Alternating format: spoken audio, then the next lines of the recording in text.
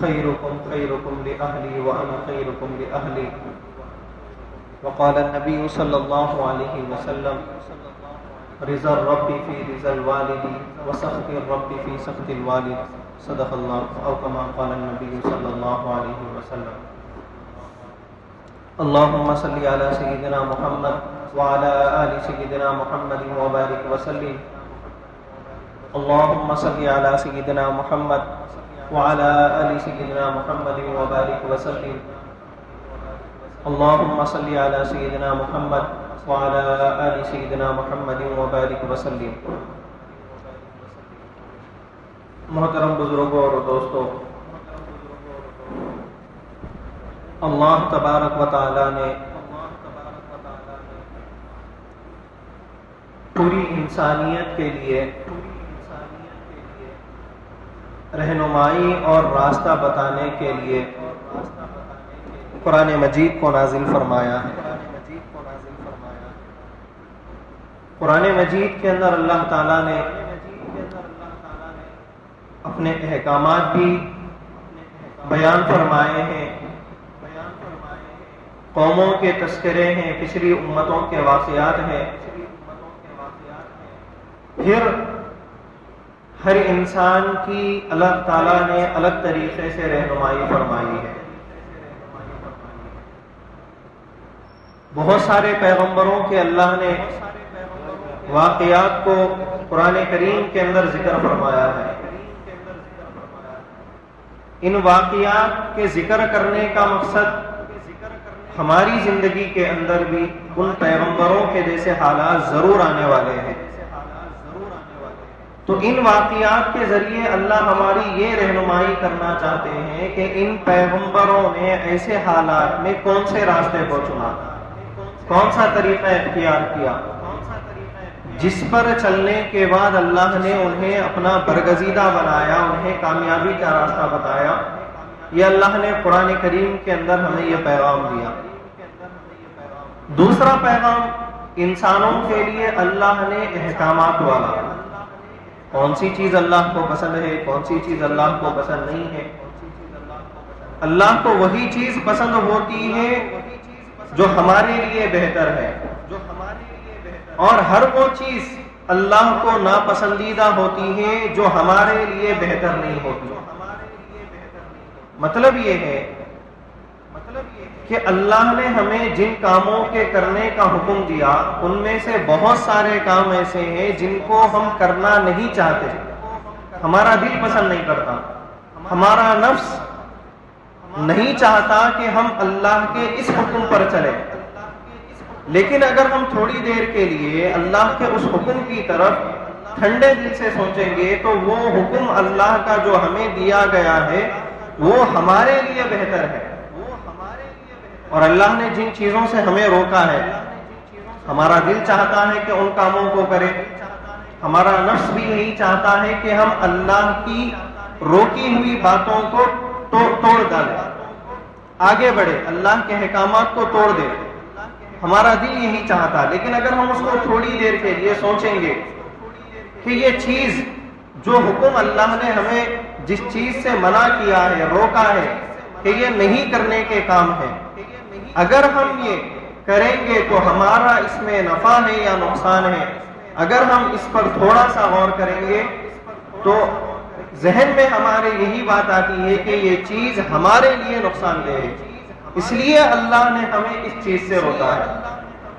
اور اللہ نے جہاں پر احکامات ہمیں دیے ہیں، بہت سارے احکامات اللہ کے ایسے ہیں جن کے بارے میں اللہ نے شروع میں کچھ حکم دیا، پھر بعد میں لوگوں کی آسانی کے لیے اللہ نے اپنے حکم کو بدلا.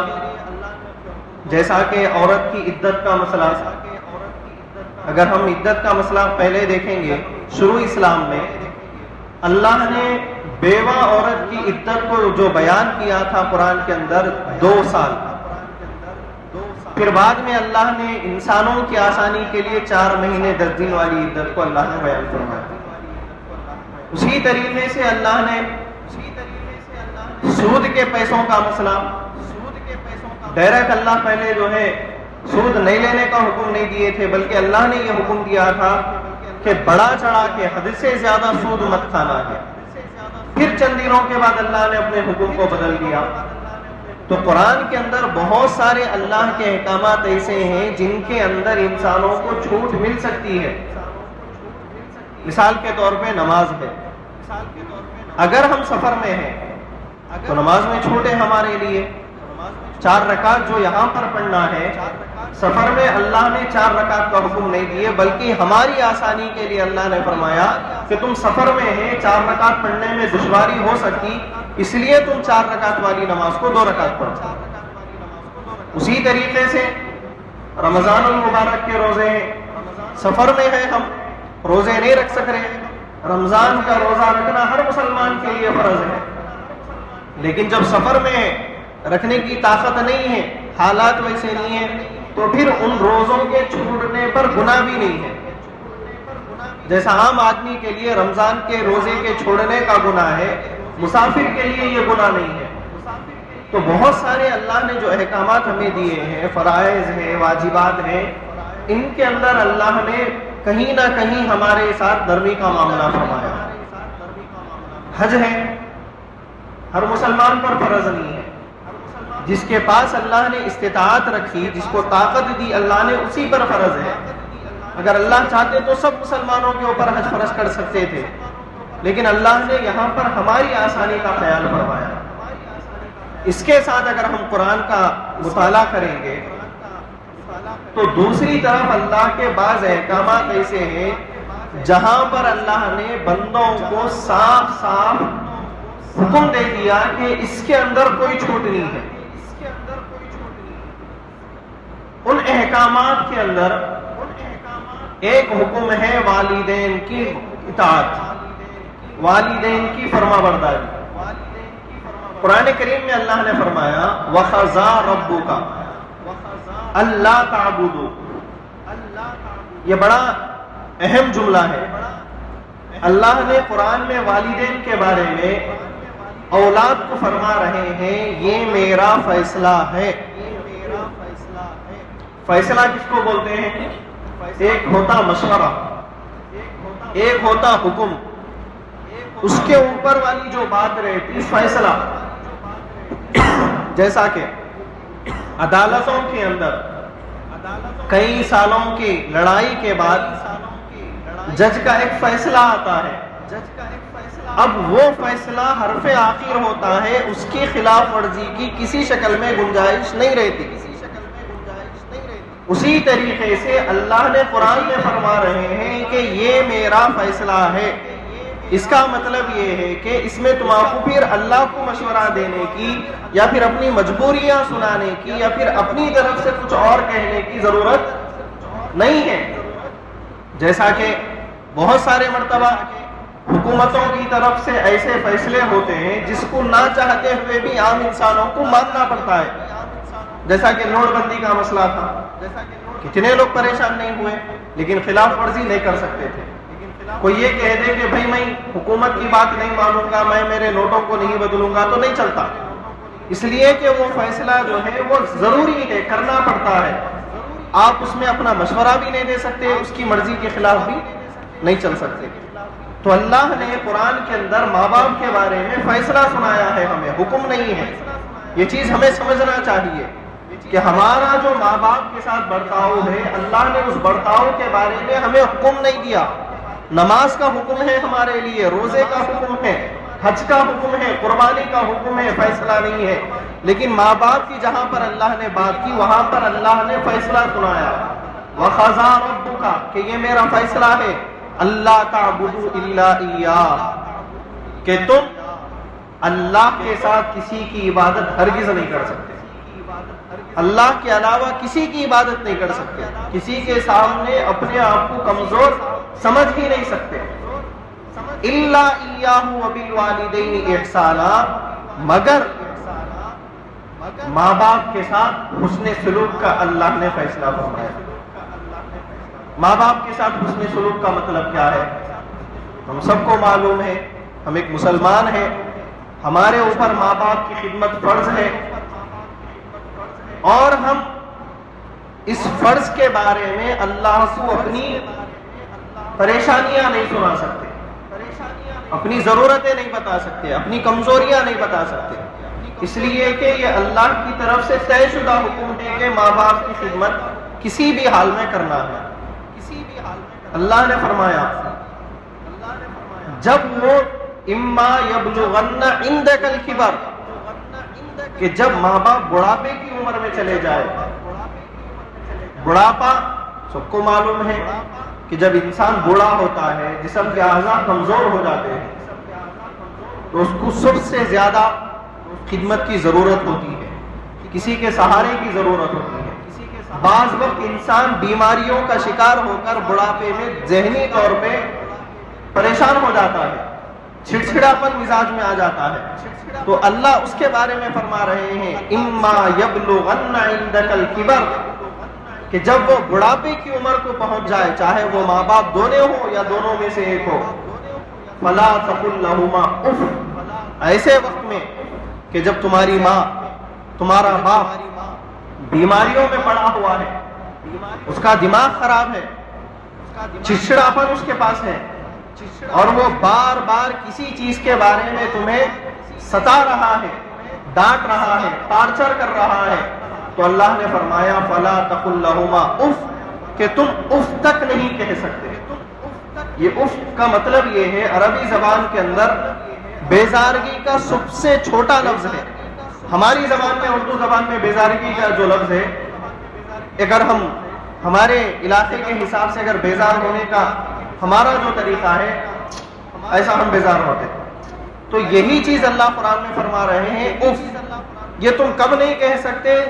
اس وقت جب کہ تمہارے ماں باپ میں سے کوئی ایک یا دونوں بڑھاپے کو چلے جائے اور وہ تمہیں ستا رہے ہیں، ایسے وقت میں بھی تم اپنے ماں باپ کو اف تک نہیں کہہ سکتے۔ یہ اللہ کا فیصلہ ہے، حکم نہیں ہے۔ سوچئے، پھر آگے اللہ فرما رہے ہیں وَقُلْ رَبِّ ارْحَمْهُمَا كَمَا رَبَّيَانِي صَغِيرًا، کیسا حکم اللہ ہمیں فرما رہے ہیں، اور ان دونوں کے ساتھ اتنی مہربانی کرو جیسا کہ انہوں نے تمہارے ساتھ بچپن میں کی تھی۔ اللہ کہاں پر اشارہ فرما رہے ہیں؟ ہمیں حکم دے رہے ہیں کہ ہمارے ماں باپ کے ساتھ جو بوڑھے ہیں، جن کی طبیعت خراب رہتی، جن کو پیسوں کی ضرورت ہے، جن کو سہارے کی ضرورت ہے، خدمت کی ضرورت ہے، ایسے ماں باپ کے بارے میں فرما رہے ہیں ان کے ساتھ ایسا رحم دلی کا معاملہ کرو جیسا کہ انہوں نے تمہارے بچپن میں تمہارے ساتھ کیا۔ ہمارا بچپن کیسا گزرا ہم خود اندازہ کر سکتے ہیں۔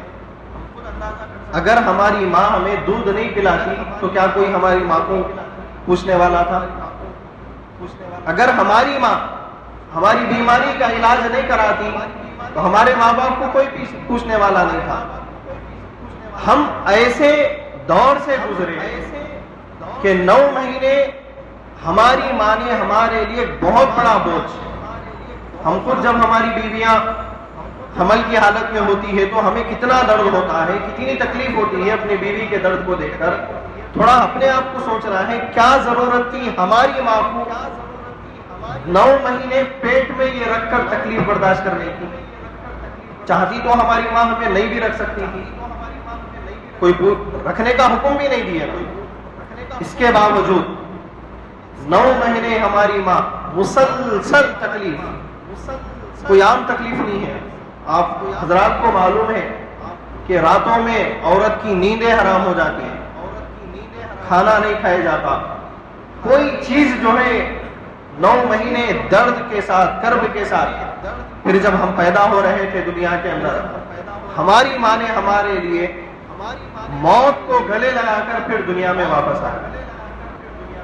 ہماری جو پیدائش کا مرحلہ ہے، ایک عورت جب بچے کو پیدا کرتی ہے موت کے قریب جا کر واپس آتی ہے۔ چاہتی تو ہماری ماں یہ نہیں کر سکتی تھی، آپشن تھا، ان کی مرضی تھی یہ۔ اس کے بعد ہم دیکھیں گے ہماری پیدائش کے بعد سے لے کر ہماری جوانی تک ہمارے ماں باپ نے ہمارے لیے سب کچھ کیا، اتنے احسانات، اور یہ ایسی محبت ہے، علماء نے کتابوں میں لکھا دنیا کے اندر بے غرض محبت اللہ کے بعد اگر کسی کی ہے تو وہ صرف اور صرف ماں باپ کی ہے، کوئی غرض نہیں رہتی. چاہے بیٹا کتنا بھی بڑا ہو جاؤ، ماں کو ہمیشہ اپنے اولاد کے کھانے کی فکر رہتی، اپنے اولاد کی صحت کی فکر رہتی. بیٹا اگر 40 سال کا بھی ہو جائے تو ماں یہی کہتی کہ بیٹے اپنی صحت کا خیال کر، ٹائم پہ کھانا کھا. تو اس ماں باپ کے بارے میں اللہ فرما رہے ہیں جیسا بچپن میں تمہارے ساتھ تمہارے ماں باپ نے سلوک کیا. ایک واقعہ مشہور ہے، ایک بوڑھا باپ اپنے بچے کو اپنی نگاہوں کی کمزوری کی وجہ سے ایک چیز کو دکھا کر پوچھتا ہے کہ بیٹے یہ چیز کیا ہے؟ تو بیٹا کہتا کہ ابا جان یہ کوا ہے. پھر تھوڑی دیر کے بعد پھر ایک مرتبہ بوڑھا باپ پوچھتا ہے کہ بیٹے یہ کیا ہے؟ تو جوان بیٹا رہتا ہے، جوانی کا خون. تو بیٹا کہتا ہے کہ ابا جان یہ کوا ہے. پھر تیسری مرتبہ جب باپ تھوڑی دیر کے بعد اپنے بیٹے کو پوچھا کہ بیٹے یہ کیا ہے، تو ہماری طرح وہ نوجوان بھی باپ پر بھڑک گیا کہ دکھتا نہیں تم کو، اندھے ہو گئے، یہ کوا ہے، یہ کتنے بار بولنا. ہمارا بھی ہمارے ماں باپ کے ساتھ ایسا معاملہ ہے. تو بوڑھا باپ جو ہے اپنے بچے کو یاد دلایا کہ بیٹے جب تم چھوٹے تھے، تم کو بولنے نہیں آتا تھا، اس وقت تم بار بار کوے کو بتا کے پوچھتے تھے کہ ابا یہ کیا ہے. میں 100 بار تمہارے سوال کا جواب دیتا تھا کہ بیٹے یہ کوا ہے، اور پہلی بار جب تم پوچھتے تھے تو دوسری بار میں اور زیادہ محبت کے ساتھ جواب دیتا تھا کہ بیٹے یہ کوا ہے. لیکن آج جب تم میری جگہ پہ آ گئے اور میں تمہاری جگہ پہ چلا گیا تو صرف تیسرے سوال میں تم میرے اوپر جو ہے پھٹک گئے. تو ہمیں سوچنا چاہیے کہ ماں باپ کے ساتھ ہمارا کیا رویہ ہونا چاہیے. ایک صحابی رسول نے اللہ کے نبی صلی اللہ علیہ وسلم کے زمانے میں اپنی بوڑھی ماں کو کندھے پر بٹھا کر پیدل حج کو گئے. پیدل حج معمولی بات ہے، ابھی صرف ہمارے ملک سے ایک نوجوان پیدل حج کو جا رہا تو پوری دنیا میں اس کے چرچے ہو رہے. کتنا بڑا کام ہے پیدل حج کرنا. اور نبی صلی اللہ علیہ وسلم کے زمانے میں ایک نوجوان اپنی ماں کو کندھے پر بٹھا کر یہ کام کر رہا ہے، پیدل حج کو لے گیا. کعبے کے طواف کے وقت کئی مرتبہ اس کی ماں نے اس نوجوان پر غلاظت ڈال دی معذوری کی وجہ سے. وہ نوجوان گیا، اپنے کپڑوں کو صاف کیا، پھر ماں کو کندھے پر بٹھایا، پھر طواف کرنا شروع کیا. دوسری مرتبہ ایسا ہوا، کئی مرتبہ ایسا ہوا. اس کے بعد وہ نوجوان اللہ کے رسول کی خدمت میں آ کے کہتا ہے کہ اللہ کے رسول، میں میری ماں کو کندھے پر بٹھا کر پیدل حج کرا. تو اللہ کے رسول بولے کہ بہت بڑا کام ہے، اللہ تم کو بہترین بدلہ دینے والے ہیں. پھر وہ صحابی رسول نے کہا کہ اللہ کے رسول، پیدل حج کے دوران میری ماں اپنے بڑھاپے کی کمزوری کی وجہ سے کئی مرتبہ میرے جسم پہ غلاظت کر لی، اور میں اس کو ہر مرتبہ دھو لیا، صبر کر لیا، برداشت کر لیا، اپنی ماں کو کچھ نہیں بولا. تو اللہ کے رسول بولے یہ بھی بہت بڑا کام ہے تمہارا، اللہ تعالیٰ اس کا بدلہ تم کو ضرور دیں گے. پھر وہ نوجوان صحابی اللہ کے رسول کو کہنے لگے کہ اللہ کے رسول، کیا میں میری ماں کا حق ادا کر دیا؟ شاید ہم میں سے کوئی اتنی تو خدمت کبھی نہیں کر سکتے اپنے ماں باپ کی. تو اس نوجوان کے سوال پہ اللہ کے رسول نے جواب دیا کہ اے نوجوان، تم اپنی ماں کی خدمت کی بات کر رہے، تمہاری ماں 9 مہینے جو تمہیں پیٹ میں رکھ کے گزاری، اس کے 1 منٹ کی تکلیف کا بھی تم حق ادا نہیں کر سکتے. سوچئے ماں کا مقام کیا ہے، باپ کا مقام کیا ہے. ایک اور جگہ پر اللہ نے حکم دیا، جیسا میں بتایا کہ یہ اللہ کا فیصلہ ہے ماں باپ کی اطاعت کرنا. اس میں تم اپنی مجبوریوں کا، اپنے غصے کا، اپنے پریشانیوں کا یا گھر کے تقاضوں کا کوئی بہانہ نہیں بنا سکتے. ایک اور جگہ پر اللہ نے قرآن میں فرمایا وَوَصَّيْنَا الْإِنسَانَ، میں انسان کو وصیت کرتا ہوں. اہم جملہ ہے یہ بھی. وصیت کس کو بولتے ہیں ہم سب کو معلوم ہے. جب انسان دنیا سے جاتا وہ آخری ملاقات رہتی، آخری ملاقات کے وقت زندگی کی سب سے ضروری باتیں انسان اپنے پیاروں سے جو کرتا، ان ضروری باتوں کو وصیت کہا جاتا ہے شریعت میں، اور اللہ فرما رہے ہیں کہ یہ میری سب سے ضروری بات ہے، میں تمہیں وصیت کرتا ہوں کہ بِوَالِدَیْهِ احسانا، اپنے ماں باپ کے ساتھ اچھا رہو، اپنے ماں باپ کے ساتھ اچھا سلوک کرو۔ حملتہ امہ کرہا ووضعتہ کرہا، کہ تمہاری ماں نے تمہارا جو حمل لیا، جو درد اور تکلیف کے ساتھ برداشت کیا، پھر 1.5 سال تمہارے جو دودھ پلانے کی کیفیت ہے اس کا تم کبھی حق ادا نہیں کر سکتے، کبھی حق ادا نہیں کر سکتے۔ ایک صحابی آ کے اللہ کے رسول صلی اللہ علیہ وسلم کو پوچھنے لگے کہ اللہ کے رسول صلی اللہ علیہ وسلم، میں دنیا میں سب سے اچھا نرم دل، ایک دم سب سے نرم بن کے میں کس سے بات کروں؟ تو اللہ کے رسول صلی اللہ علیہ وسلم نے فرمایا کہ اگر تم یہ چاہ رہے کہ سب سے زیادہ نرم دل بن کے میٹھے لفظوں میں، ایک دم میٹھے لفظوں میں، بڑے ادب کے ساتھ، بڑے احترام کے ساتھ، ان کے سامنے بڑی عاجزی کے ساتھ بیٹھ کر اگر کسی سے تم بات کرنا چاہ رہے تو وہ تمہاری ماں ہے۔ پھر صحابی رسول نے فرمایا اے اللہ کے رسول اس کے بعد کون؟ تو اللہ کے رسول نے فرمایا اس کے بعد بھی تمہاری ماں۔ پھر پوچھے اللہ کے رسول اس کے بعد کون؟ تو اللہ کے رسول نے فرمایا اس کے بعد ماں۔ اگر ہم یہ عربی زبان کے الفاظ کو دیکھیں گے، صحابی پوچھ رہے ماں کے بعد کون، اور اللہ کے رسول جواب اس کے اپوزٹ دے رہے۔ ماں کے بعد بولنا تھا اللہ کے رسول، لیکن اللہ کے رسول ماں کا نام لے رہے 3 مرتبہ۔ اس کے بعد فرمائے اس کے بعد تیسری مرتبہ کے بعد چوتھے جواب میں اللہ کے رسول نے فرمایا اس کا باپ، یعنی تمہارے باپ۔ مطلب یہ ہے کہ ہمارا جو بیان کا، بات کرنے کا، ہم جو سب سے زیادہ رحم دل اپنی اولاد کے لیے آج بننا چاہ رہے ہیں، اپنے بیوی کے لیے بننا چاہ رہے ہیں، اپنے دوستوں کے لیے بننا چاہ رہے ہیں، اپنے لوگ پیاروں کے لیے بننا چاہ رہے، اللہ فرما رہے ہیں اس سے بھی زیادہ رحم دلی کے ساتھ اگر تم کسی کے ساتھ رہنے کا تمہارے لیے حق ہے تو وہ تمہارے ماں باپ۔ کیا ہم ایسا رہ رہے ہیں آج کے معاشرے میں؟ ہمیں تھوڑا سوچنے کی ضرورت ہے، ہمارے ماں باپ کے ساتھ ہمارا کیا رویہ ہے؟ بہت بڑا گناہ ہے۔ دنیا میں 2 گناہ ایسے ہیں جن کی سزائیں اللہ آخرت میں بہت خطرناک رکھی، اور دنیا میں بھی اس کی سزا ہے۔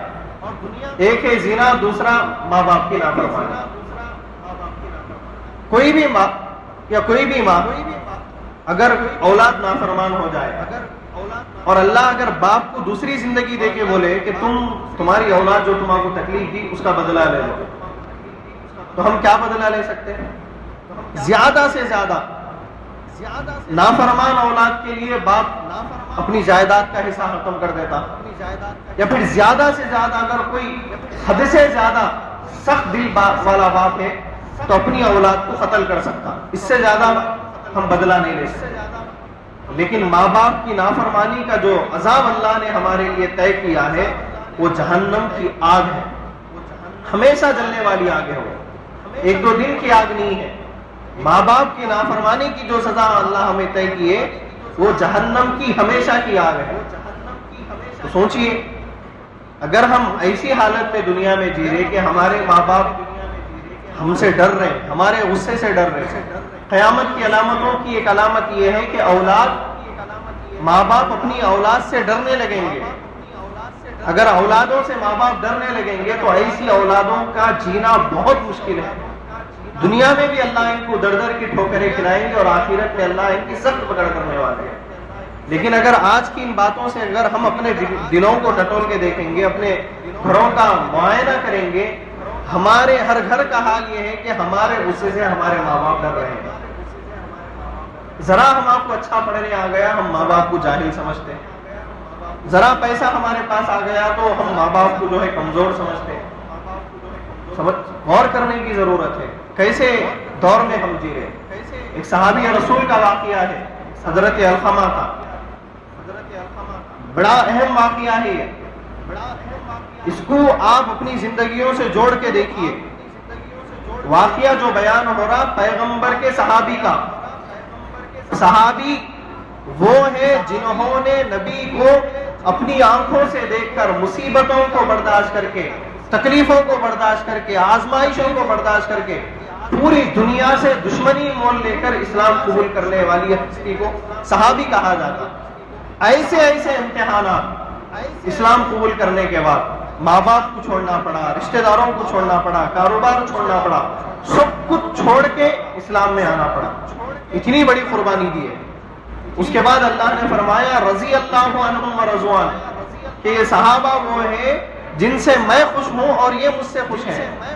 پیغمبروں کے بعد سب سے پہلے جنت میں جانے والی جماعت حضرات صحابہ کی، لیکن انہی صحابہ میں سے ایک صحابی حضرت علقمہ رضی اللہ عنہ، موت کا وقت ہے، زبان سے کلمہ نہیں نکل رہا۔ سوچئے صحابی کی زبان سے ایسا ہو سکتا کیا؟ پیغمبر کے زمانے میں کسی صحابی کی زبان سے مرتے وقت کلمہ نہیں نکل رہا، تو کوئی چھوٹا گناہ تو نہیں تھا ہوگا نا ان کا، کوئی بڑی ایسی غلطی ہوں گی جس کی وجہ سے آخری سانسوں میں کلمہ نہیں نکل رہا۔ صحابہ پریشان کہ یہ کیا ماجرا ہے، علقمہ اتنے بڑے دیندار صحابی ہے، اتنے مالدار صحابی ہے، اتنے تقوی والے ہیں، لیکن زبان سے کلمہ نہیں نکل رہا۔ صحابہ کی زندگی میں پہلی مرتبہ ایسا واقعہ تھا، دوڑتے ہوئے اللہ کے رسول صلی اللہ علیہ وسلم کے پاس آئے اور اللہ کے رسول صلی اللہ علیہ وسلم کو کہنے لگے کہ اللہ کے رسول، علقمہ زندگی کے آخری لمحات میں ہے اور کلمے کی تلقین کرنے کلمہ نہیں کر رہا۔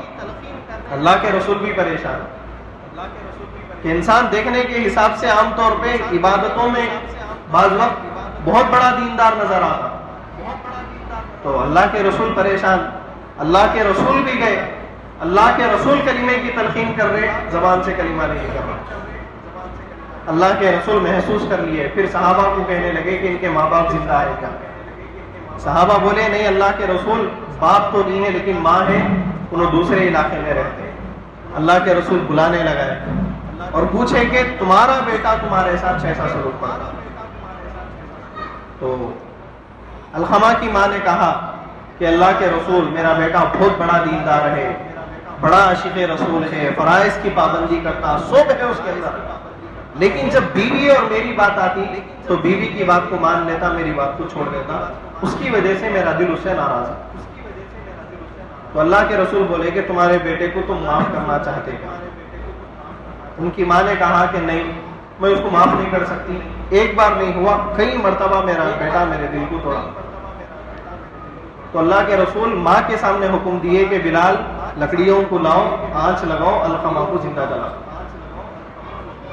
اب ماں پریشان، اللہ کے رسول آپ میرے بیٹے کو آگ میں جلائیں گے، میری آنکھوں کے سامنے میرے بیٹے کو زندہ جلائیں گے آپ؟ تو اللہ کے رسول بولے کہ اماں جان میں مجبور ہوں، اگر تیرے بیٹے کو دنیا میں یہ تکلیف نہیں ملی تو تیرا بیٹا جہنم کی آگ میں جائے گا۔ تو پھر اس کے بعد ان کی ماں نے کہا کہ اللہ کے رسول، میں سب برداشت کر سکتی لیکن یہ تکلیف برداشت نہیں کر سکتی، میں میرے بیٹے کو معاف کرتی ہوں۔ جب ماں کی زبان سے یہ معافی کا جملہ نکلا، جب جا کے وہ صحابی رسول کی زبان سے کلمہ نکلا۔ ایک صحابی اتنے بڑے ایمان لانے کے بعد، اتنا تقوی رہنے کے بعد، اتنی عبادتوں کے بعد، جنت کی سرٹیفکیٹ ملنے کے بعد بھی ماں باپ کی نافرمانی کی بات پہ اللہ ان کی زبان سے کلمہ نہیں نکال رہے، تو ہمارا اور آپ کا کیا حال ہے؟ ہم خود محاسبہ کر سکتے کہ ہم مرتے وقت ہماری زبانوں سے کلمہ نکلے گا یا نہیں۔ ایک حدیث میں اللہ کے رسول صاف طور پہ ہمیں بتا دیے، ہم جو آج ماں باپ کے ساتھ جو رویہ کر رہے، اللہ کے رسول نے فرمایا رضا رب فی رضا الوالد، اللہ کو راضی کرنا ہے تو باپ کو راضی کرو، وسخط الرب فی سخط الوالد، اگر اللہ کی ناراضگی ہے، باپ ناراض ہے تو اللہ بھی تم سے ناراض ہے۔